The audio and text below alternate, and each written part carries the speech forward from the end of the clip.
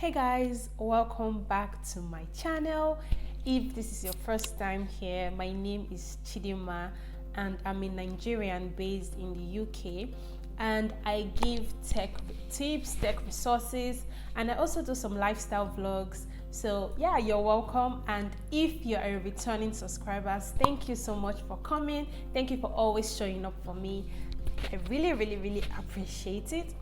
Okay, so in today's video I will be talking about how to get into tech. I have done like a previous video where I spoke about how I got into tech by being a data analyst. But in this video, I am going to talk about how you can get into tech regardless, not necessarily to be a data analyst or a data scientist. So if this is a video that you think you would enjoy, keep watching, and I will try to make it as brief and informational as possible. Okay, so let's get right into it. Okay, so the first thing you want to do when you want to get into tech is to first of all do your research. That is so important, and I'll give you an example. I remember when I wanted to get into tech, I kind of dove in the deep end. I started trying to learn how to program, and it was really difficult for me to grasp it at first, and so that got me like really discouraged. And then until I figured out, okay, why I could do data analysis, because it required less coding and it was just something I enjoyed at that time, so it made sense for me. So it's really important for you to do your research. You want to find out what makes you happy, because there are a lot of roles in tech and you want to figure out where you fit in. Now, in doing your research is important is because you don't want to dive deep into a particular role, and then after 4 months, 5 months down the line of trying to learn it and you're struggling with it, then that's when you decide that, oh my gosh, it's not for me and everything. You don't want to waste your time, so please, let's not waste our time. Okay, so make sure you do your research. Okay, so the next thing you want to do when you've done your research is to find the one that aligns with your goals. Okay, there are different roles in tech and there are some that are more demanding than others. For me, I wanted something that would give me flexible working time. I wanted something that I would be able to work from home and not have to go into the office every day, because there are some roles in tech where you are required to come in every day, right? And then something else you might want to consider when you're choosing the role that you want to get is, for example, your financial goals, your monetary goals. What are they? If you are someone like me that wants to earn as much as she can earn, then you probably want to go for the higher paying roles, and they tend to be more difficult. But then if that is your goal and you want to earn a lot of money, then that would help you in trying to research for the role that you want. Do you get? So make sure that whatever role you're applying for, whatever role you're thinking of going for, make sure that it aligns with your goals, both monetary, financial, health-wise. Also, in terms of your career trajectory, like how do you want your career to go? Okay, like there are some roles, like, let's all face it, the career growth is like really stunted, and there's not a lot of things that you can achieve once you reach a certain level. So you want to make sure that, like, it depends on you, right? If you want to really grow your career, then this would also help you. All of this will help you in your research, right? And would help you make the decision on what particular role you want to get. Okay, now moving on to my next tip that I have. So when you've decided what role you want to go for, the next thing you want to do is to figure out what skills you need for that role. And before you even figure out what skills you need to first of all go through the skill set and determine which ones you already have, see if you have any transferable skills, right? Then and work your way from there, because sometimes for me, I find it easier to start from where I am and work my way up to where I want to be, if that makes sense. So for example, if maybe I'm applying for let's say a data analyst role, and let's say I'm coming from a customer rep background, the first thing everyone knows is a data analyst should be very good with communication.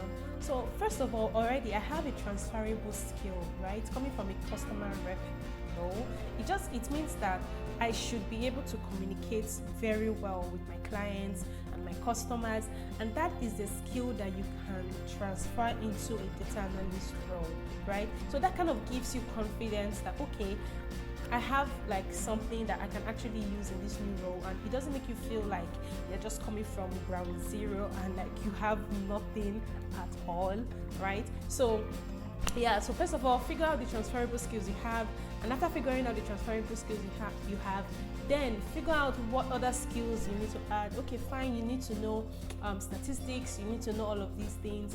Yes, then you start figuring out which skills you need and which skills you need to have for the role. Okay, now when you figured out what skills you need to have, and when you figured out what skills you would need for the new role, what you want to do next is it depends on how you learn, right? Some people learn by reading books, some people learn by watching YouTube videos, some people learn by taking courses, going to boot camps and all of that. So you need to figure out what works for you as a person, and not necessarily what everyone out there is doing. For me personally, I would say I love taking like courses online, and not just anyhow courses. I always love taking Udacity courses. These days I've been taking more of Pluralsight courses, and that's just because the skills I'm trying to learn currently are not on Udacity, so I go ahead to take my courses now on Pluralsight. But then the reason I love Udacity so much is because of how it's structured, right? After a series of videos and you have thought on something, immediately they give you like exercises and quizzes that you can do right there on their system, and it marks it, right? It tells you if it's wrong, it tells you if your answers are correct, and you learn right before you move on. And not a lot of courses are like that. I know for Pluralsight it's just a set of videos, on YouTube it's just a set of videos, and that way I don't really learn as much as I learn when I am doing exercises as I go along. And then for some people, they love books, right? I also read books, but not so much. And so some people prefer books to learn. So you have to figure out which one works for you, which one do you want, okay? So something to note is for some people, going to boot camps might also be the way. Some people love boot camps, and there's nothing wrong with that. I actually love boot camps, but then I'll talk about this in another video, right? But I also love boot camps, and the reason I love boot camps is because of their structure, and it's usually tailored to a particular skill. It could be Android, for example. If you're trying to learn Android and you go to a boot camp, they would guide you for like all the way, right? And then some boot camps also help with job placement or help you with interview preparations and all of that. So that's why particularly I love boot camps. But then I am going to move on to my next point. Now my next point is networking. I can't overemphasize the importance of networking. I recently just started networking like really well when I moved to the UK. And the reason is because networking is so important, because you could reach out to someone on LinkedIn, and someone that is already maybe doing the role that you want, or is working in a company that you want to work in. And these people can give you referrals, they can tell you more about the company, they can answer questions about the company that you might have, and help you form in that decision-making process if you even want to work for the company, or if you're really interested in that role. And so it's really important to network. It is so important. Some networks also help you with interview preparations, right? You could reach out to someone and be like to do mock interviews with them, maybe because they're already in that particular role that you're interested in, and they would be happy to help you if they have the time. So it's very, very important to network. Finally, what I want to say is just go for it. Just go for it. We are already towards the end of 2022. The year is almost at an end, and I know there's someone there thinking of transitioning, making plans that, okay, I would transition maybe in the beginning of 2023 and all of that. The earlier you start, the better. That is what I always say. And the more time you waste, the more things are changing, and the market is getting really, really competitive right now. Something else I would also like to say is you cannot be 100% ready Like, nobody's expecting you to be 100% ready, and these companies, they are fine with you coming in most times with the basic requirements that they need, because no one expects you to know how their system works 100%, know how they do things, know how their code base works. They just need you to have the basic skills that would help you in your role, okay? What I just said, I'm talking about entry-level roles and maybe not the senior ones, because if you're going maybe for a senior engineering role, then it's expected that you know some certain things. But for entry-level positions, yeah, it's the expectation is like really low, right? And so yeah, just go for it. Stop procrastinating like I did, because I procrastinated a lot.